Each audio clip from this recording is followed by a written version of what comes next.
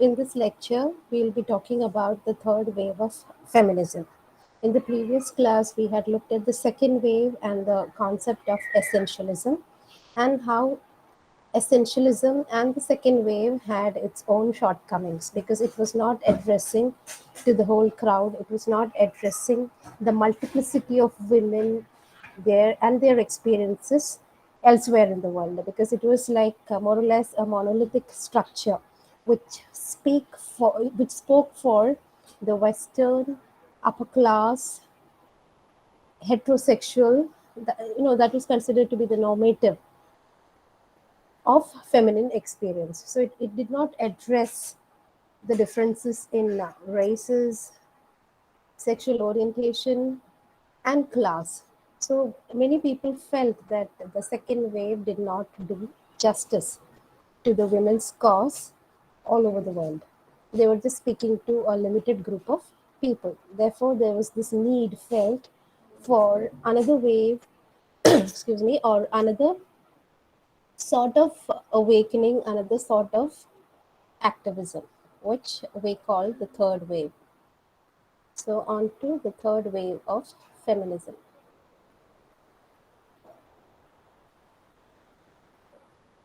Now, if you have to date it, you can say the third wave happened around the 1980s and 1990s. So, by the end of 1970s itself, the need was felt, and you can identify certain works and certain writers moving away from the second wavers. So, 1980s and 90s is designated as the time period for the third wave of feminism, and this was a result, the third wave was a result of the issues neglected by the first and the second wavers. The second wavers, they addressed an audience of white, middle class, heterosexual people and ignored women who did not inhabit this privileged social position. So it did not speak for the others.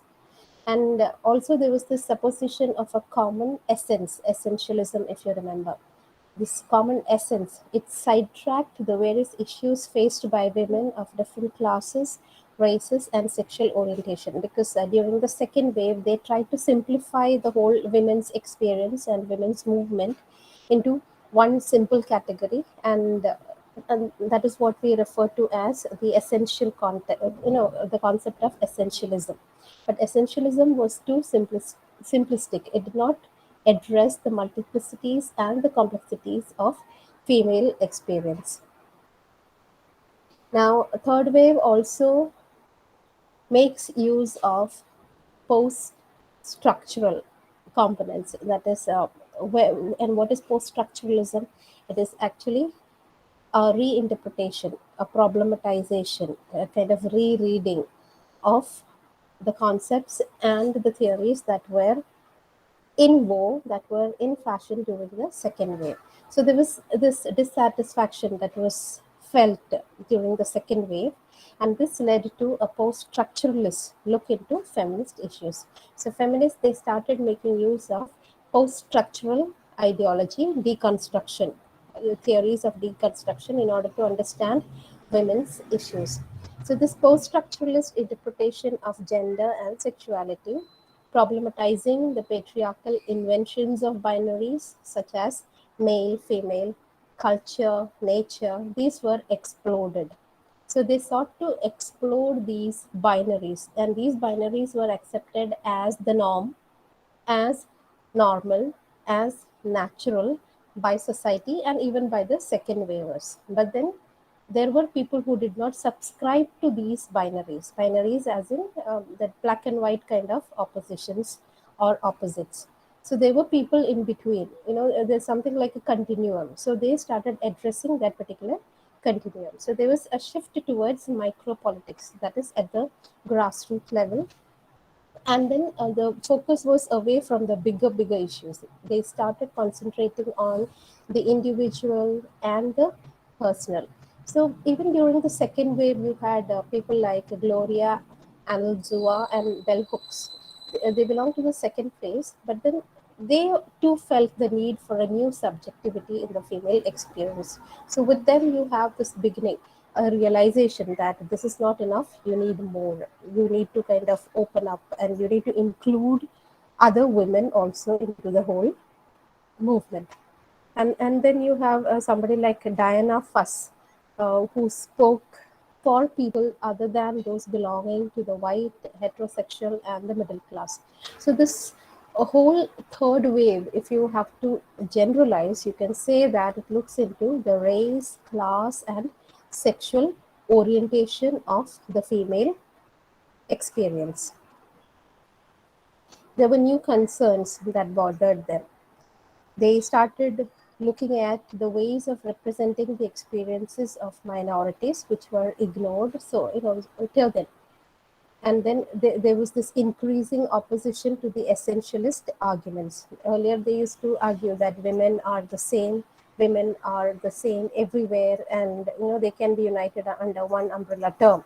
That was essentialism all about. So now here you have an increasing opposition to these essentialist arguments. So this led to a deconstruction using the post-structural theories, a deconstruction of the binaries, which used to legitimize the generalization of femininity.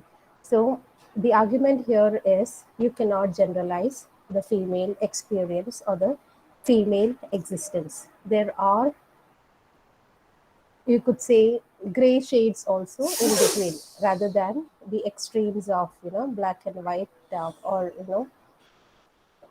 what do you call, male versus female, things like that. And sexuality was one very, very important aspect of this movement. And they started talking about and including the unconventional and radical forms of sexuality in this movement. They started talking about all these things.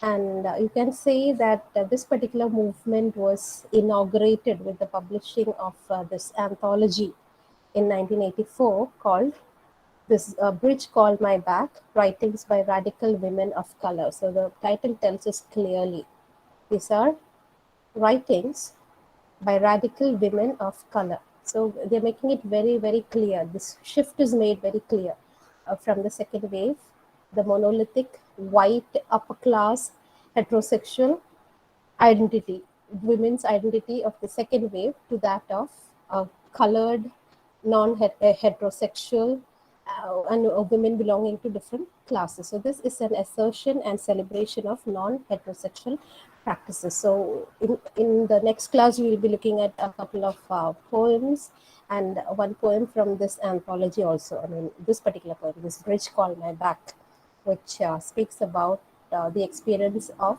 a colored woman of non-heterosexual orientation. So these works, they started questioning the relevance of the male-female dichotomy, and it challenges androcentrism. Androcentrism is the belief that male or man is at the center of everything. And biological essentialism. Biological essentialism is the belief that you're either born a man or a woman, therefore all women can be clubbed together. That is essentialism. So these concepts started to be challenged. And again, the understanding or the belief that the men are supposed to be behaving in a particular manner, or women, eh, they belong to a particular way of life or a particular kind of experience, those things were questioned, challenged, and exploded. So what they sought to do was to end the reproduction of male dominance in societies. So they did not want the pattern to be repeated, that is the patriarchal dominance.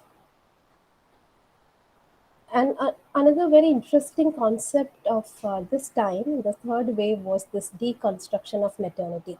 If you remember, this is not a very new idea. During the second wave, also, you had people like Simone de Beauvoir and later Shulamit Firestone speaking about the need to do away with this glorification of maternity, and how child rearing should be a community program, if you remember the previous class, right? So along the same lines, you have Julia Kristeva speaking about this concept of abjection. Now if you look at the dictionary, you'll find that abjection means degradation, kind of a cast off, being wretched and servile. So she speaks about this concept of abjection and how that is connected to this concept of maternity in women. So, Western culture, it has reduced maternity to a level where it is linked up with nature or it is equated with the reproductive function.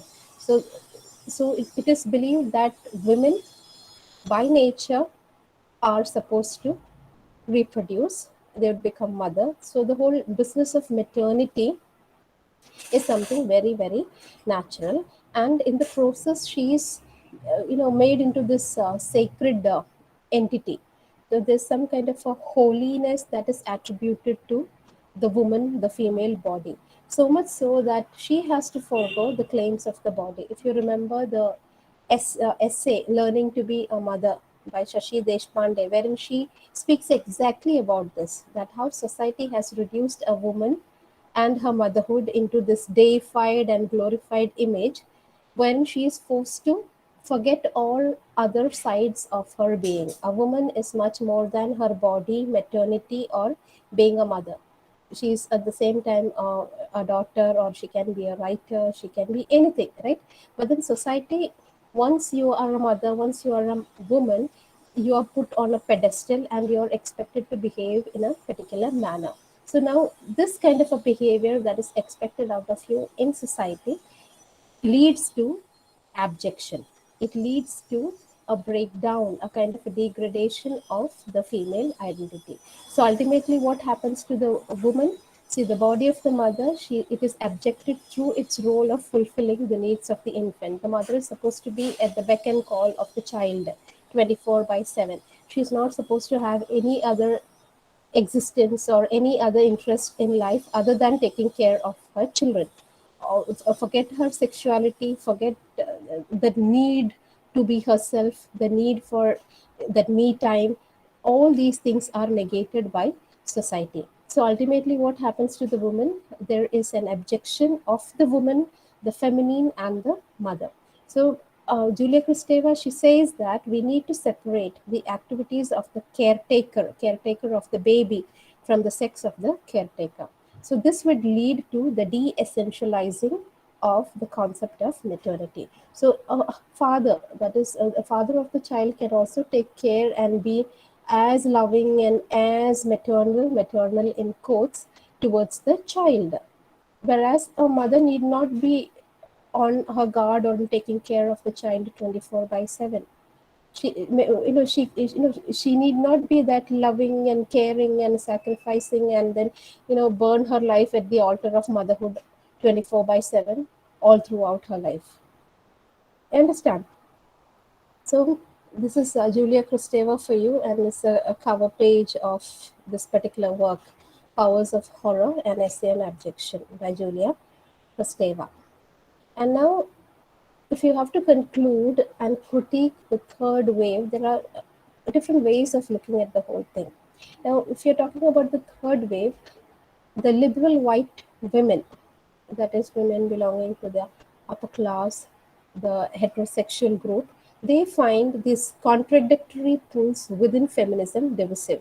So now these contradictory pulls were possible because of the third wave. So this was not very comforting for the liberal white women, who were more or less indoctrinated by the second wave.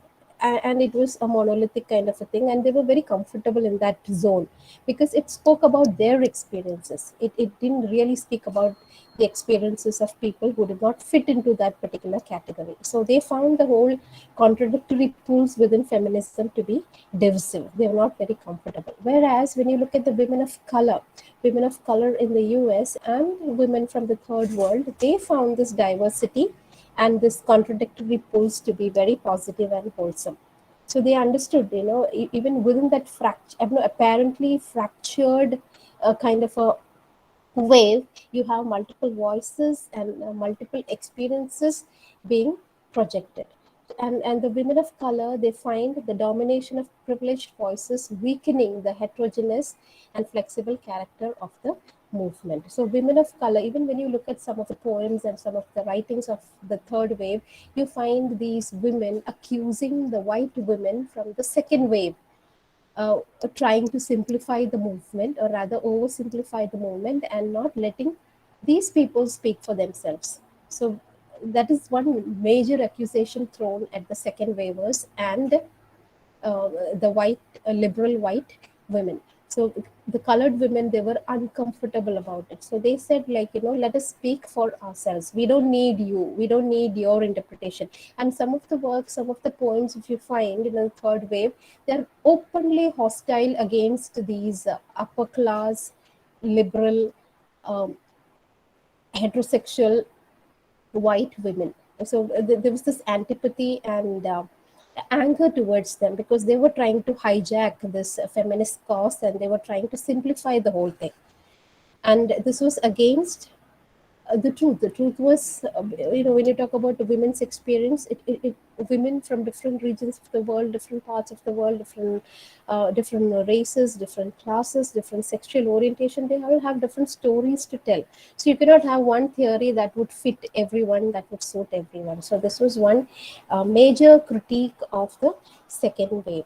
So now, with this, you can say the ground has been prepared for the younger generation to take the movement forward in new direction. So you have new voices, new concerns coming in, and then another critique about this whole wave. This whole metaphor of wave, the term wave has been critiqued, because when you're talking about a wave, and our understanding of wave is comparatively simple, because it tends to homogenize the struggle by women, by not accounting for the variety of the sites of activity. So every wave, it's not like, one picture that can be put in a frame.